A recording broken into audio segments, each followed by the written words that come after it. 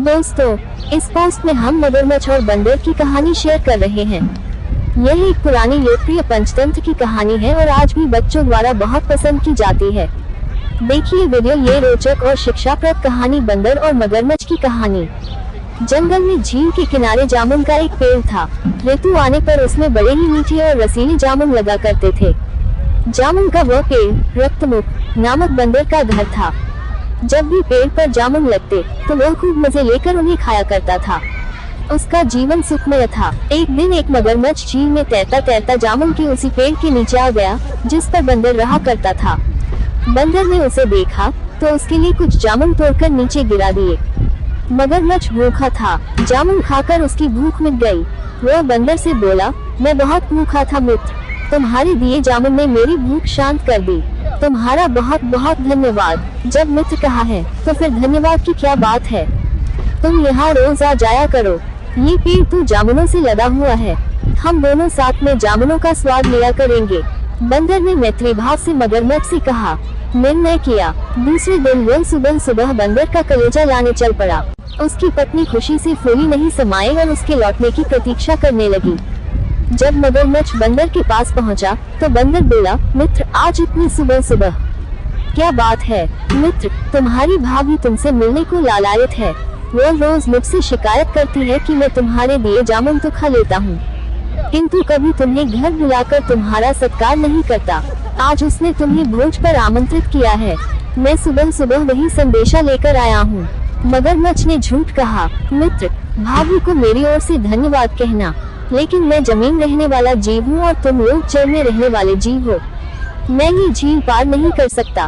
मैं कैसे तुम्हारे घर आ पाऊंगा। बंदर ने अपनी समस्या बताई। मित्र, उसकी चिंता तुम मत करो, मैं तुम्हें अपनी पीठ पर बिठाकर अपने घर ले जाऊंगा। बंदर तैयार हो गया और पेड़ से कूदकर मगरमच्छ की पीठ पर बैठ गया। मगरमच्छ झील में तैरने लगा। जब वे झील के बीचों बीच पहुँचे तो मगरमच्छ ने सोचा कि अब बंदर को वास्तविकता बताने में कोई समस्या नहीं है। यहाँ से वह वापस नहीं लौट सकता।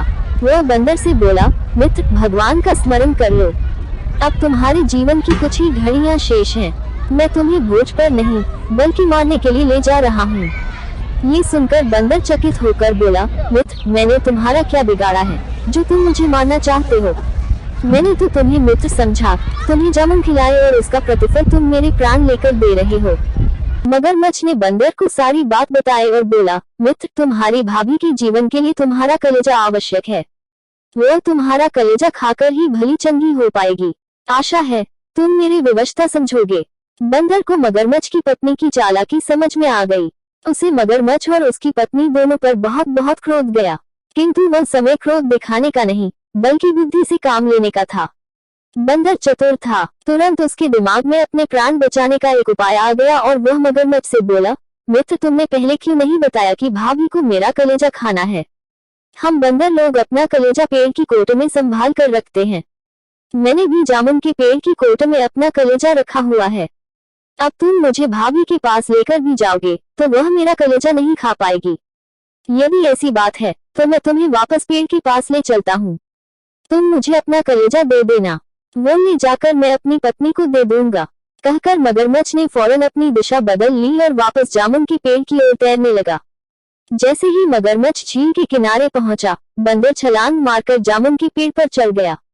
नीचे से मगरमच्छ बोला, मित्र जल्दी से मुझे अपना कलेजा दे दो, तुम्हारी भाभी प्रतीक्षा कर रही होगी। मूर्ख, तुझे ये भी नहीं पता कि किसी भी प्राणी का कलेजा उसके शरीर में ही होता है। चल भाग जा यहाँ से। तुझ जैसे विश्वासघाती से मुझे कोई मित्रता नहीं रखनी। बंदर मगरमच्छ से धिक्कारते हुए बोला। मगरमच्छ बहुत लज्जित हुआ और सोचने लगा कि अपने मन का भेद कहकर मैंने गलती कर दी। वह पुनः बंदर का विश्वास पाने के उद्देश्य से बोला, मित्र मैं तो तुमसे हंसी ठिठोली कर रहा था, तुम मेरी बातों को दिल पर मत लो। चलो घर चलो, तुम्हारी भाभी बांध जोड़ रही होगी। दुष्ट, मैं इतना भी मूर्ख नहीं कि अब तेरी बातों में आऊंगा। तुझ जैसा विश्वासघाती किसी की मित्रता के योग्य नहीं है। चला जा यहाँ और फिर कभी मत आना। बंदर मगरमच्छ को दुत्कारते हुए बोला। मगरमच्छ अपना समूह लेकर वहां से चला गया।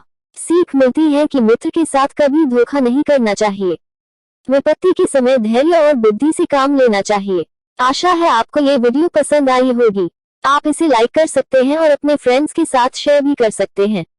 मजेदार वीडियो देखने के लिए YouTube चैनल को सब्सक्राइब जरूर कीजिए। थैंक्स।